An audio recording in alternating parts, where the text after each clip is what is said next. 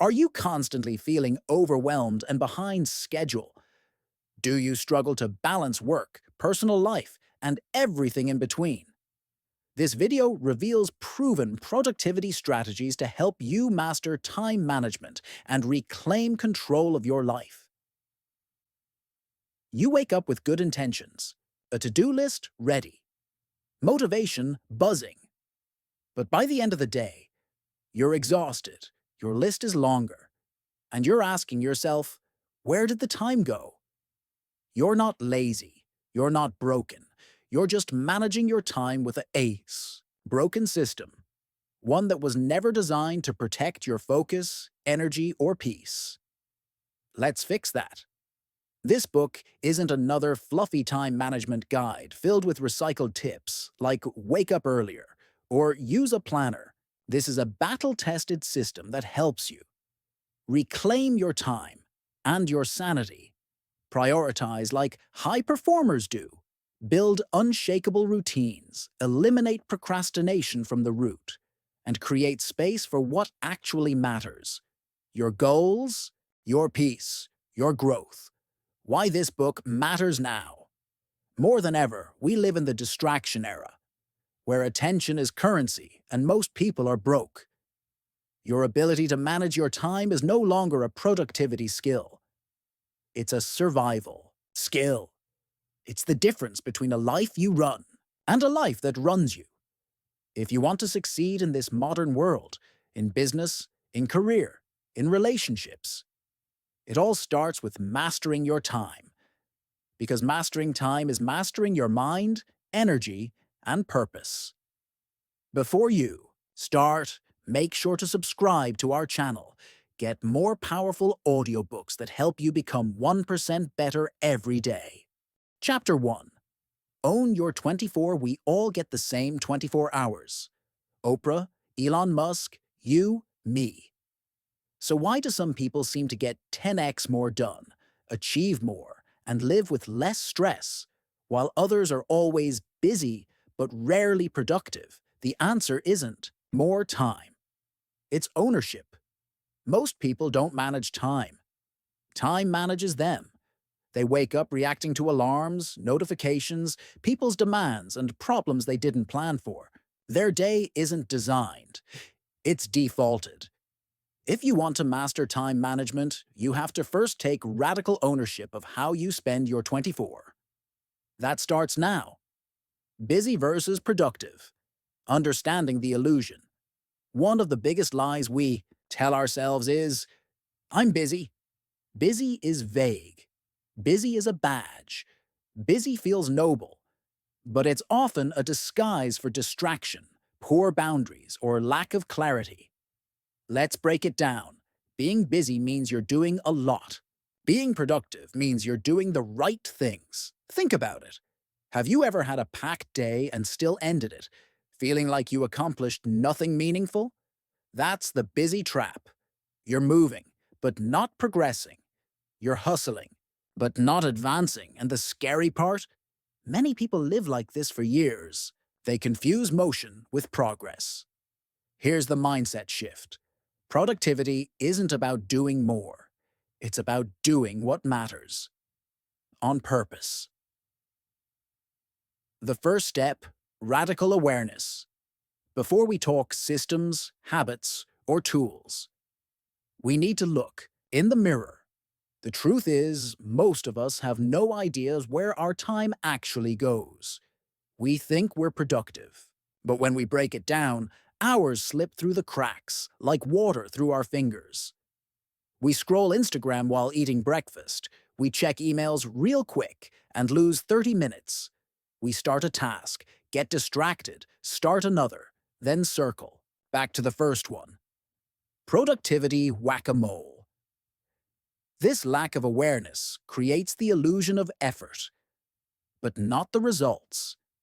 The solution? A full, honest 24-hour time audit. The 24-hour time audit. This might be the most powerful exercise you ever do. Here's how it works. For 3 full days, track your time hour by hour. Use a notebook, Google Sheet, or time tracking app. Write down what you're doing in detail. Example, 8:30 a.m. scrolling Facebook, 8:30 9 a.m. coffee, plus breakfast, 9:10 a.m. Writing blog post, be brutally honest. This is not for anyone else. Don't justify or judge, just record. Once you've logged your time for 3 days, analyze it. Ask yourself, how many hours went to deep, focused work? How much time was wasted or reactive? How often did you switch tasks or multitask? How much time did you spend on your goals versus other people's priorities? This simple exercise will change your life. Why? Because awareness, guaner power, you can't fix what you can't see. Once you understand where your time is going, you can finally take it back. Identified your time leaks. Now that you've done the audit, it's time to plug the leaks. Most people lose hours daily without realizing it. Here are some of the most common time leaks. Digital distraction. The average person checks their phone 96 times a day. Social media, emails, group chats. These are infinite loops that steal time and attention. Solution: set phone free. Focus blocks. Use apps like Freedom or Forest to stay disciplined. Context switching. Every time you switch tasks, your brain takes 15-25 minutes to refocus. If you jump between email, writing, meetings, and texts all day, you're never in deep focus. Solution: group similar tasks. Do focused blocks of single tasking instead of multitasking. Meetings. Without purpose. Endless meetings with no agenda or outcome are silent time killers. Solution: only attend or host meetings with clear objectives and time limits. People-pleasing, saying yes to everything. Saying no to your priorities. Solution: learn how to say no, respectfully but firmly. More on that in Chapter 5. Once you recognize these patterns, you can cut or replace them and regain 2 to 4 hours a day. That's 14 to 28 hours per week. That's a part-time job's worth of time. The 3-bucket framework. To take full control of your 24 hours, I recommend using the 3-bucket method. This simple system helps you categorize how your time is spent so you can rebalance it with intention. Bucket 1. Reactive time. Time spent responding to others. Emails, messages, meetings, interruptions. This is necessary, but should be limited.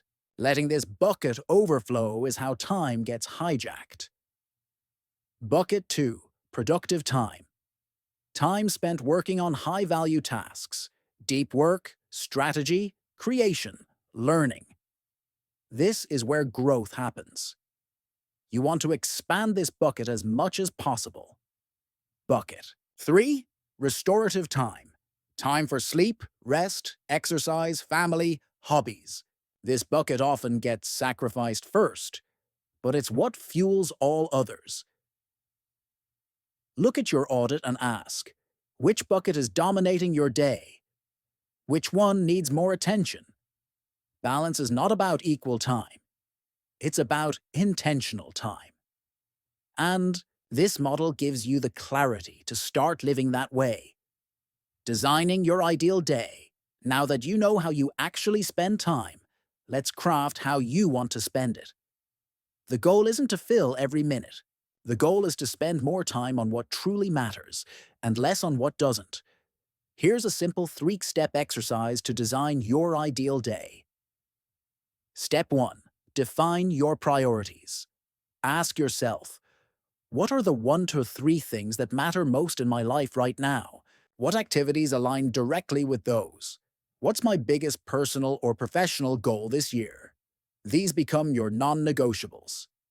Step 2. Create a daily skeleton. Morning routine, 1 hour. Deep work block, under 2 to 4 hours. Admin and shallow work, 1 to 2 hours. Movement. Exercise, 30 to 60 mins. Restorative and family time. 2 pack it to 3 hours. Evening wind down, plus sleep, 8 hours. You don't need a rigid minute-by-minute plan. You need a structure that protects your energy and priorities. Step 3. Use time blocking. Block your calendar in chunks. 9:11 a.m. Deep work. No meetings, no phone. 1 to 6 to 2 p.m. Admin plus email. 4 to 5 p.m. Learning, journaling, or review. Treat these blocks like appointments, because they are with your future self. Eliminate fake work. One of the biggest traps in time management is fake productivity. Doing things that feel like work, but don't drive results. Examples: spending 2 hours making your to-do list look perfect, checking emails 20 times a day, researching endlessly but never acting, over-planning and under-executing. These activities are seductive. They make you feel busy, but they don't move the needle. Here's the fix. At the end of each day, ask yourself this simple question: what did I do today that truly moved me forward? If the answer isn't clear, it's time to cut the noise. The power of daily review. To truly own your 24 hours, end each day with 10 minutes of reflection. Ask yourself, what went well today? What wasted my time? What will I do differently tomorrow? This habit alone can change your relationship with time forever, because time mastery isn't a one-time setup. It's a daily recalibration. You're not too busy. You're too available. Harsh truth? You don't have a time problem. You have a boundary problem. When you say yes to everything and everyone, you say no to yourself. When you don't, control your calendar. Other people will. If your time is constantly being hijacked by others, it's time to reclaim it. Protect your mornings. Block out deep work. Say no without guilt. You're not rude. You're responsible for your dreams, your goals, your life. Chapter 2. Prioritize. Like a CEO key idea. Not all tasks are created equal, and most can wait. There's a difference between being busy and being effective. If you're constantly working but not getting anywhere, it's time to rethink how you prioritize. CEOs aren't successful because they do everything. They're successful because they ruthlessly prioritize the right things, the ones that move the needle. If you want to build a life, career, or business that actually grows and brings you joy, then you need to start thinking like a CEO when it comes to your daily decisions. Let's break down what this actually looks like in real life, not just in theory. You'll learn how to use the 80-20 rule, master the Eisenhower matrix, create a list of daily non-negotiables, and, most importantly, eliminate fake urgencies and people-pleasing habits that are silently stealing your time and focus. The 80-20 rule, your secret weapon for doing less and achieving more. Also known as the Pareto principle, the 80-20 rule says that 80% of your results come from 20% of your efforts. This principle is not just theory. It's everywhere. 80% of a company's revenue comes from 20% of its clients. 80% of your happiness might come from 20% of your daily activities. 80% of your stress, probably coming from 20% of the people in your life. When it comes to your time and energy, this rule becomes gold. Here's how to apply it. List everything you do in a day or week. Ask, which 20% of these things are giving me the majority of my progress, profit, or peace? Focus hard on those. Delegate, delay, or delete the rest. Most people waste energy chasing perfection in low-value tasks. Cleaning up the fonts on a proposal instead of finishing the actual offer. Tweaking the color of their Instagram highlight instead of closing clients. CEOs don't have time for that. They focus on the big dominoes. Mini exercise. Right now, grab a piece of paper and write down your top 10 activities from this past week. Be honest. Now circle the 2 that gave you the biggest win. financial, emotional, or strategic. That's your 20%. Do more of that, too. The Eisenhower Matrix. Smart people don't just work hard. They work smart. President Dwight D. Eisenhower once said, "What is important is seldom urgent, and what is urgent is seldom important." From that quote, productivity experts developed the Eisenhower Matrix, a simple but powerful four-box decision-making tool to help you sort your tasks. Let's walk through each box. Urgent plus important. Do it now. Deadlines, crises, things that must be done today and have high stakes. Important but not urgent. Schedule it. Long-term growth tasks, strategy, relationship building, learning, planning. This is where life-changing magic happens, but most people neglect it. Urgent but not important. Delegate it. These are distractions disguised as emergencies. Calls, emails, minor problems that feel urgent but don't deserve your time. Not urgent plus not important. Eliminate it. Time wasters. Scrolling, gossip, 4 hours of YouTube under the excuse of research. Pro tip. Most people live in the urgent not important box. They're constantly putting out fires that don't matter in the long run. CEOs spend most of their time in the important but not urgent quadrant. That's where business and life scale. Mini challenge. Pick 3 tasks on your to-do list and drop them into this matrix. Be ruthless. You'll be shocked at how many can be either delegated or deleted. Create a non-negotiables list, structure sets. You free high performers don't rely on willpower. They rely on systems. One of the most effective systems you can implement is a daily non-negotiables list. 2 to 5 key actions you must complete no matter what. These are the core behaviors that directly impact your goals and well-being. Think of them as your CEO checklist. Example, non-negotiables. Write 500 words a day for your book. Reach out to 3 potential clients. Go for a 30-minute walk. Spend 15 minutes reviewing finances. Drink 3 liters of water. You don't need 15 items. You need 3 to 5 things that, if done consistently, will compound massively over time. It's like brushing your teeth. Small effort, big result if done daily. Here's the trick. Make them stupidly easy to win. That's the only way to beat resistance. If your non-negotiable is to meditate for 30 minutes, but you never even sit down to breathe, make it 2 minutes. You can always go longer once you start. The goal is momentum, not perfection. Action step. Before bed tonight, list 3 non-negotiables for tomorrow that will directly contribute to your growth. Keep them visible. Treat them like a meeting with your future self. Eliminate fake urgencies and people-pleasing time traps. Let's be honest, most of us don't have a prioritization problem. We have a people-pleasing problem. We're afraid to say no. We treat every ping, call, or favor request as if it's an emergency. But here's the truth. Every yes to someone else is a no to your own priorities. CEOs don't answer every email instantly. They don't attend every meeting. Why? Because they know that reactive people don't lead. They get led. Common fake urgencies. Can you check this real quick? This might be urgent. Can we hop on a call? I just need 5 minutes. It's never 5 minutes. Most of these can wait. And if you're always jumping at them, you're not living your life. You're living someone else's.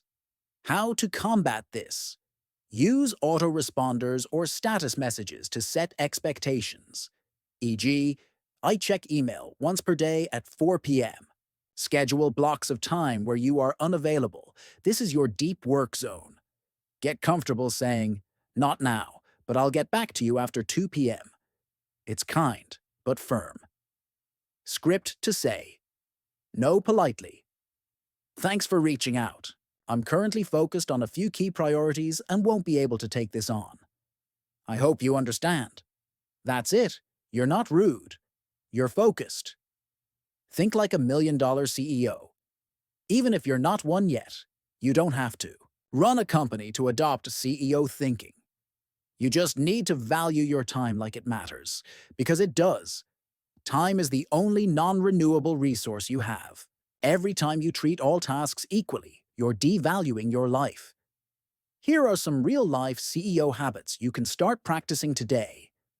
Make decisions based on ROI, not emotions. Ask, does this activity produce results that align with my long-term goals?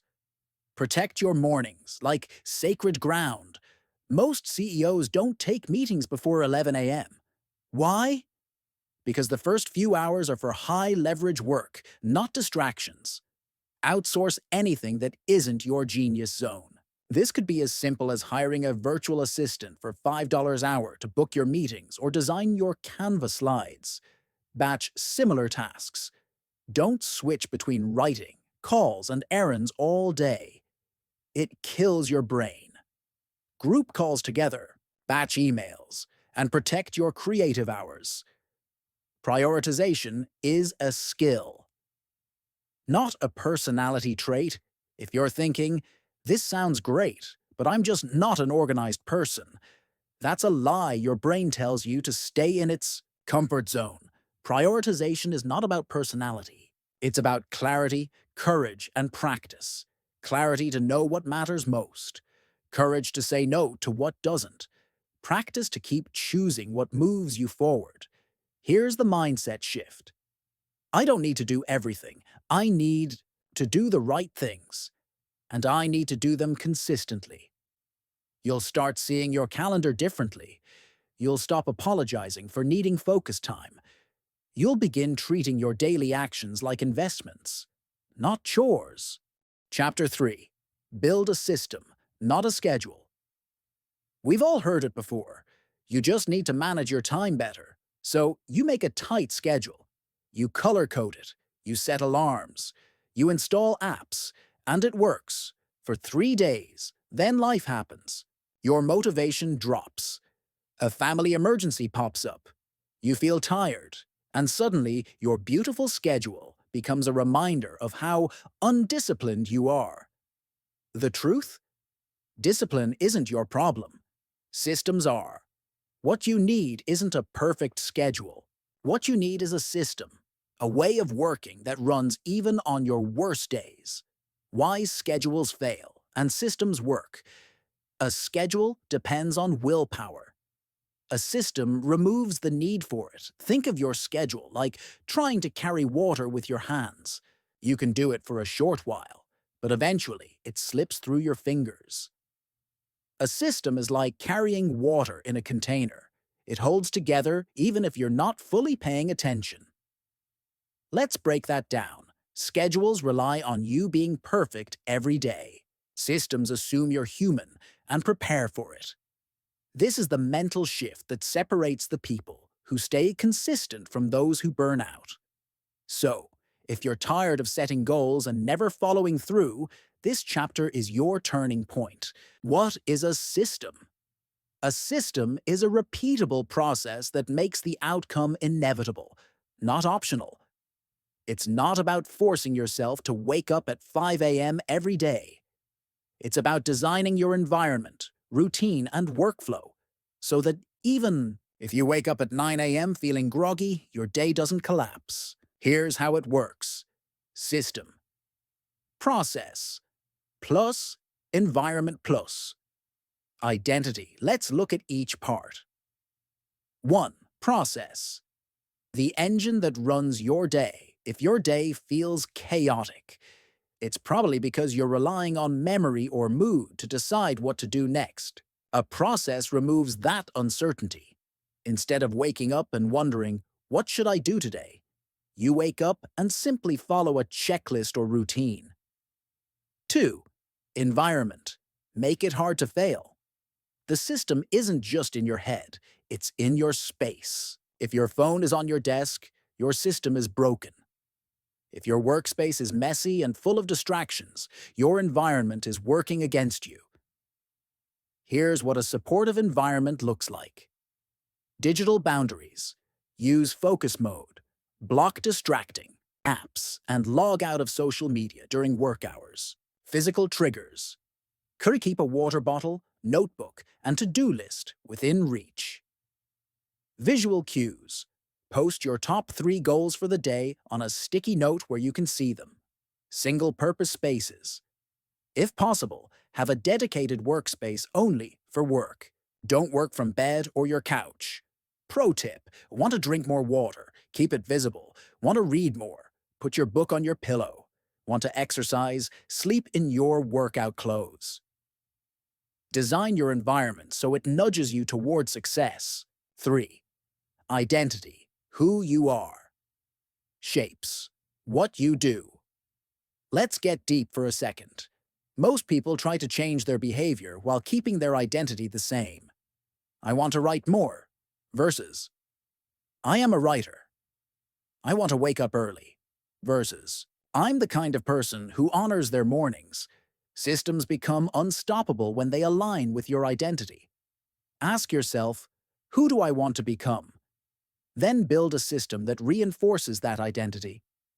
If you want to be a calm and in control entrepreneur, your system might include a 10-minute meditation in the morning, reviewing your weekly priorities every Sunday, ending each workday with a shutdown ritual. These aren't just habits, they're identity signals. You're not just doing things, you're becoming someone.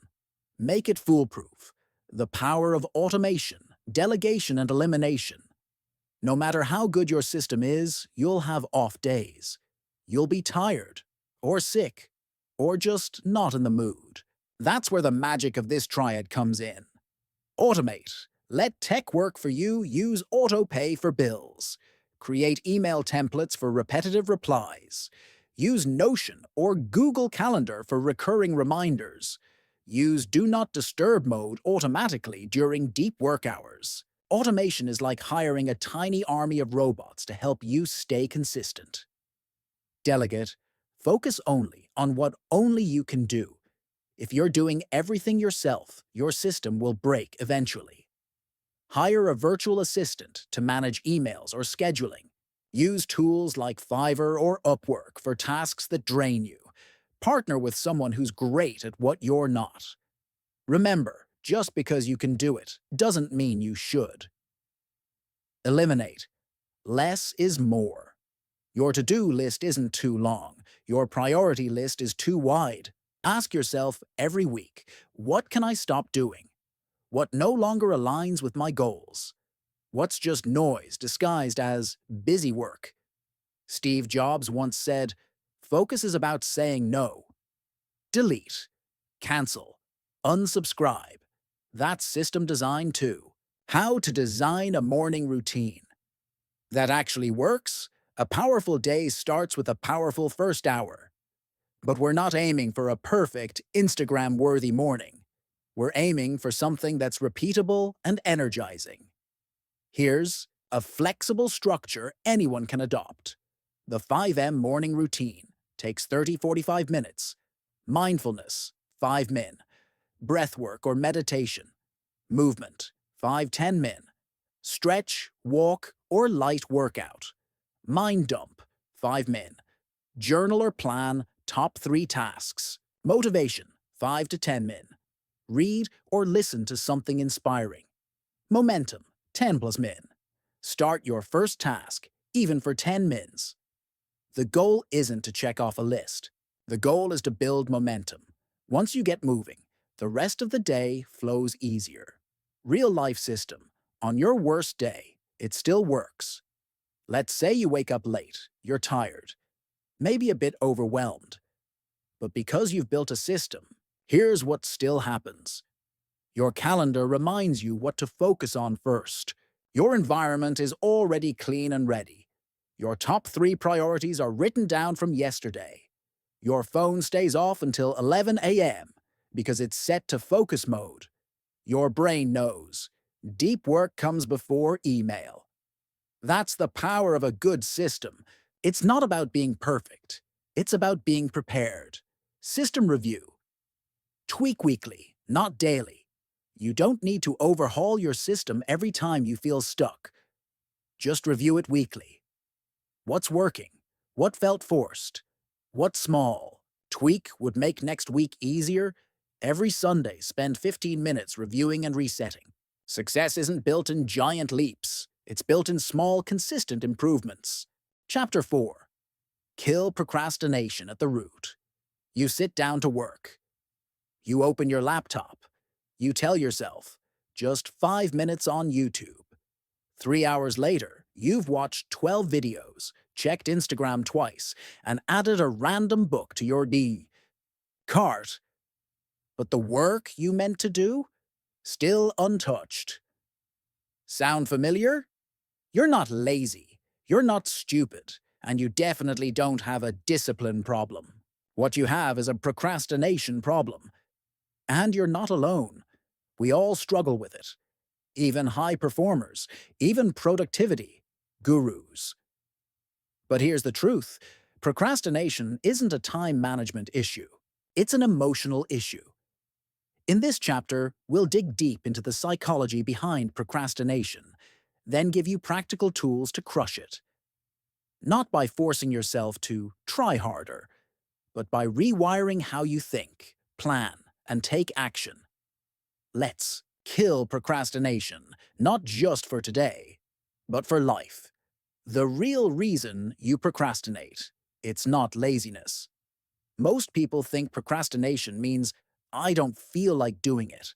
But what they don't realize is that it's often a reaction to discomfort, fear, overwhelm, perfectionism, self-doubt, or emotional avoidance. Your brain isn't trying to be lazy. It's trying to protect you from discomfort. Procrastination is a defense mechanism disguised as a bad habit. When you procrastinate, your brain chooses short-term relief, dopamine from scrolling or snacking, over long-term reward, completing a hard task. It's trying to soothe you, not sabotage you.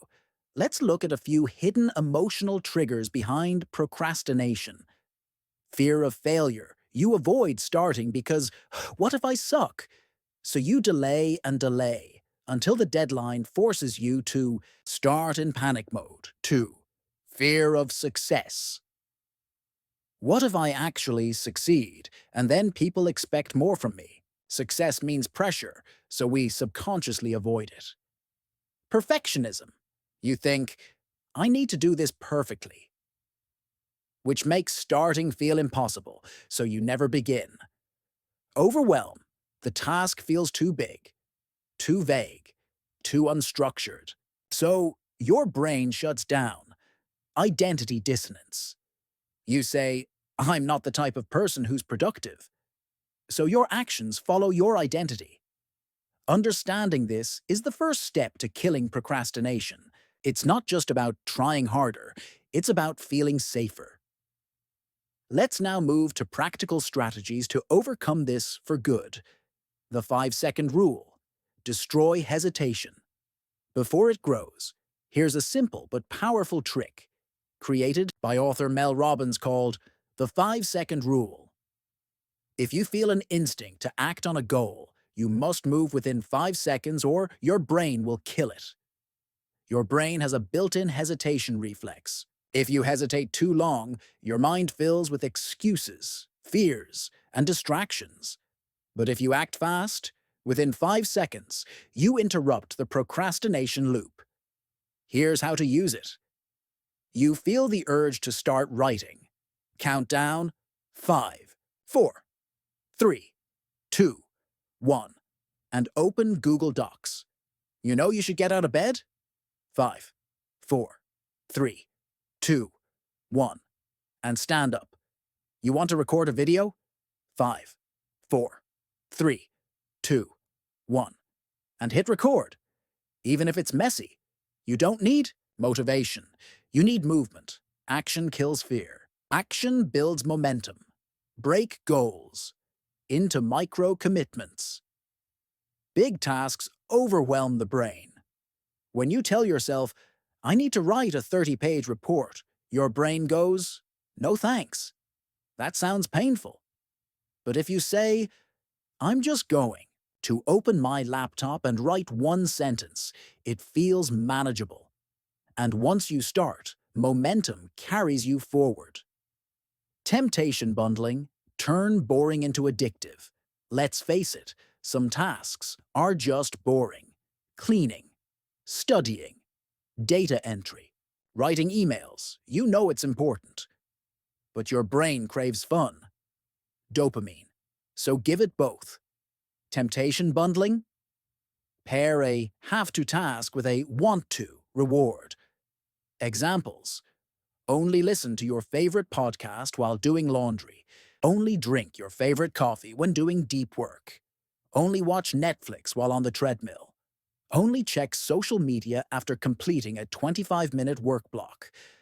By connecting the boring task with a pleasurable reward, you train your brain to crave the task, not avoid it.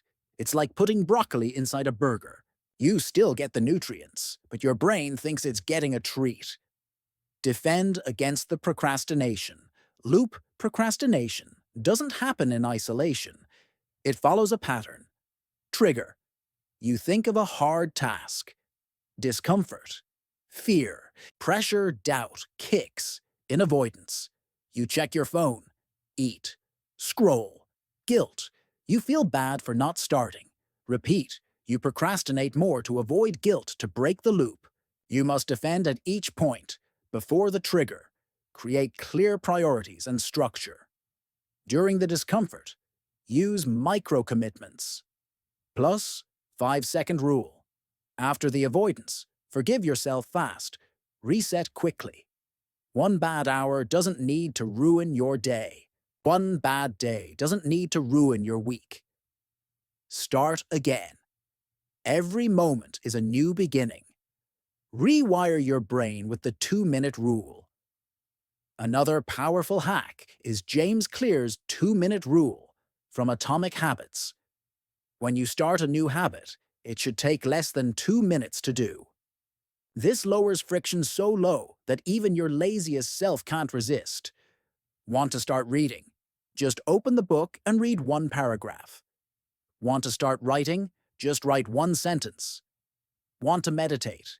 Just sit quietly for 2 minutes. Why it works? You bypass fear and resistance. You build a starter habit. You often keep going once you've started. This is how gym habits start with putting on shoes. This is how million-dollar businesses start with a notebook and a pen. Tiny starts lead to massive gains, but only if you show up consistently. Identity-based productivity: become the kind of person who finishes. Earlier, we said procrastination is emotional. Here's the deeper truth. It's also identity-based. Your actions will always follow the story you tell yourself about who you are. If you believe, I'm always late, I never finish things, I work better under pressure, then, guess what? You'll keep behaving in a way that confirms that identity. To stop procrastinating long-term, you must rewrite your identity. Start saying, I'm a finisher. I take action fast. I get things done early. And then prove it to yourself. With small wins. Finish something tiny today. Deliver something before the deadline this week. Take fast action on a task without overthinking it. Each action becomes proof of your new identity. And identity change, that's what makes productivity stick. Build the anti-procrastination system, daily checklist. Here's a simple 5-step system you can run daily. Step 1. Pick one, frog your frog. Is your most important but hardest task. As Brian Tracy says, eat that frog. Choose one high-value task that, if completed, would move your life forward. Do that first. Step 2. Start with a micro-commitment. Make the first step ridiculously easy. Just get started. Step 3. Use 5-second. Rule countdown 5 to 4, 3, 2, 1, and move before hesitation creeps in. Step 4. Block distractions. Turn on Do Not Disturb. Close tabs. Put phone in another room or use focus apps. Step 5. Reward completion. After you finish the task, give yourself a reward. Rest, snack, scroll, walk, anything pleasurable. Repeat this system every day. You'll feel powerful, productive, and proud. Advanced trick, the 10-minute timer challenge. Still stuck? Try this. Set a timer for 10 minutes and challenge yourself to work on the task. No pressure to finish it, just 10 focused minutes. Tell yourself, I can stop after 10 minutes. 90% of the time, you'll keep going because the hardest part is always starting. Real-world examples. How high performers kill. Procrastination. Let's look at how real creators and entrepreneurs fight procrastination. Tim Ferriss, author. A 4-hour workweek. He uses the question, what would this look like if it were easy? This reframes overwhelm into simplicity. James Clear, author of Atomic Habits. He uses environment design, putting his phone in another room, structuring his workspace, and reducing decision-making. Ali Abdaal, YouTuber, doctor, entrepreneur, uses the 5-minute timer trick to start writing or filming, focusing on just starting rather than finishing. The lesson? Even the most productive people in the world aren't immune to procrastination. They just have systems to fight it. Now you do too. Chapter summary. Key takeaways: procrastination is emotional, not logical. It comes from fear, overwhelm, and identity conflict. Use the 5-second rule to kill hesitation before it grows. Break goals into micro-commitments to remove resistance. Use temptation bundling to make boring tasks fun. Rewire your identity. You are a finisher, a fast starter, a doer. Use the 2-minute rule to start habits that stick. Build a daily system. Pick one task, start tiny, kill distractions, reward success. Use the 10-minute timer trick for instant momentum. Forgive yourself when you fail. Reset quickly. Try again. Chapter 5. Time-rich living. Time isn't money. Time is life. What if the real flex in life isn't money, fame, or even freedom, but time? In a world that glorifies hustle, busyness, and being always on, most people are secretly exhausted, reactive, and overwhelmed. They live in a loop. Wake up, scroll, work, scroll more, sleep late, repeat. Time escapes them and they barely notice. But here's the truth. Time isn't just slipping away. It's being stolen, and most of us are letting it happen willingly. This chapter is about reclaiming it. Shift from busy to intentional. Let's start with the hard truth. Busy is often just a polite word for disorganized. It's easy to say, I'm just so busy, when what's really happening is a lack of clarity and intention. Busyness feels productive, but often leads to burnout. It creates the illusion that we're doing important things, but we're mostly reacting to emails, to WhatsApp pings, to everyone else's priorities. Being intentional means designing your time like a skilled architect, not just reacting like a firefighter. It's about asking yourself powerful questions daily. What matters most today? What's one thing I could do that makes everything else easier or unnecessary? What am I doing just to please others or avoid discomfort? When you shift to intentional living, you become the driver of your day. You say yes because something matters, not because you feel guilty. You say no without apology. You stop chasing urgency and start creating impact. Quick win. Spend 10 minutes every night planning tomorrow with intention. Not a to-do list, but a why-do list. Why is each thing important? What would happen if you didn't do it? Learn to say no. Without guilt, most of our time gets stolen in small ways. A meeting we didn't need to attend, a favor we felt bad declining, a plan we didn't want but couldn't say no to. Saying yes when we want to say no is the fastest way to destroy our boundaries and energy. We say yes because we want to be liked, because we fear missing out, because we think we can handle it. But every unnecessary yes costs us something: time with loved ones, deep focus, rest, or progress toward our goals. Here's a truth that frees people. No is a complete sentence. It doesn't need explanation, excuses, or over-apology. In fact, high-performing people say no more than they say yes. Why? Because they know what matters. Start practicing it in small ways. I'm sorry, I won't be able to take this on right now. Thanks for thinking of me, but I'm fully booked. Let me check my priorities and get back to you. The more you do it, the easier it gets. The world respects people with boundaries because it's a signal of self-respect. Pro tip: make a list of things you'll say no to for the next 30 days. It could be social events that drain you, unplanned phone calls, or overcommitting at work. Then stick to it. Create white space.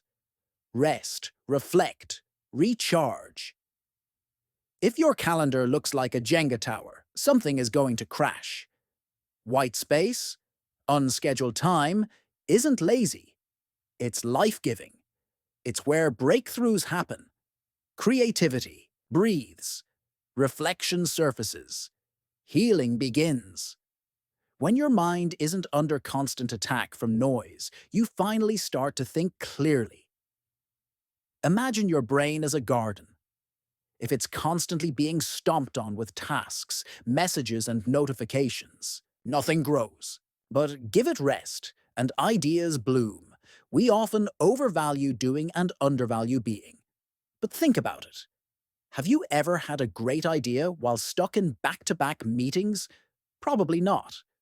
It likely came during a walk, a shower, or while staring out the window. That's not accidental. It's biology. Recharge isn't optional. It's survival. Schedule time to do nothing. Literally, nothing. Just sit, walk, breathe, or reflect.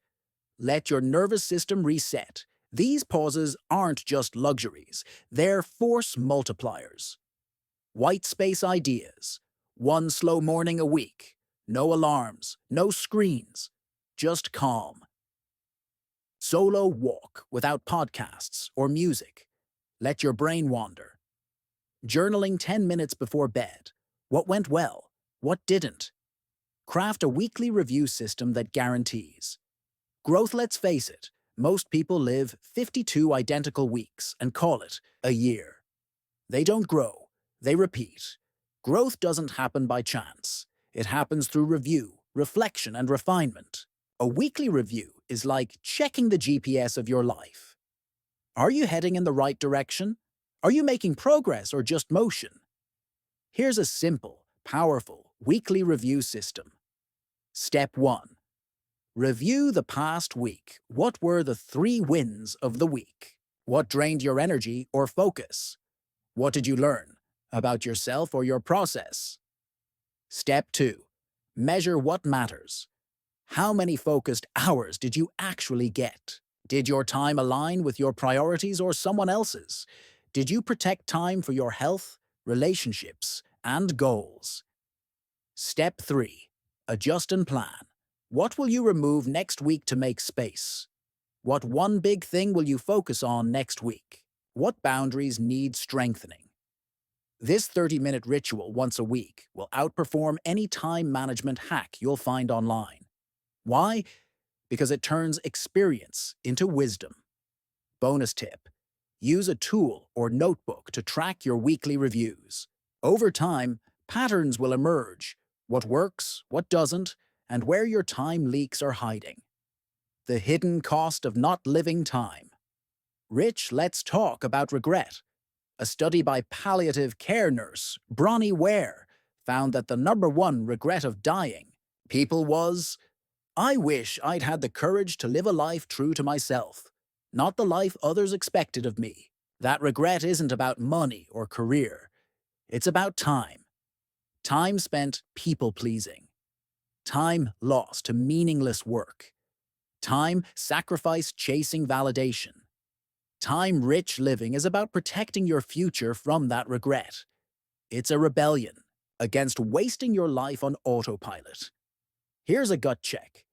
If someone followed you around all week and tracked how you used every hour, what would they say you truly value?